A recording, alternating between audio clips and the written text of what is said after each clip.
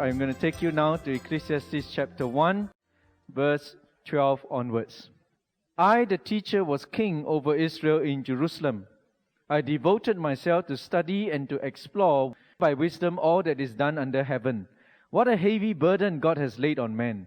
I have seen all the things that are done under the sun. All of them are meaningless, a chasing after the wind.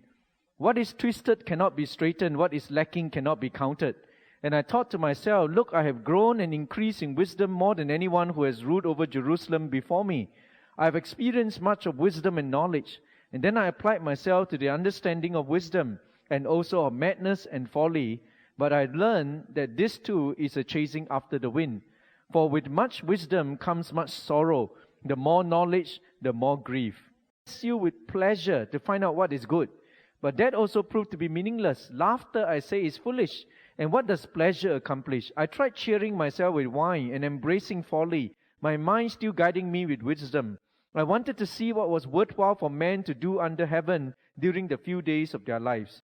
I undertook great projects. I built houses for myself, planted vineyards. I made gardens and parks and planted all kinds of fruit trees in them. I made reservoirs to water groves of flourishing trees.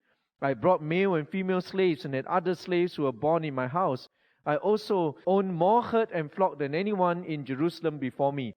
I amassed silver and gold for myself and the treasures of kings and provinces. I acquired men and women singers and a harem as well, the delight of the heart of man.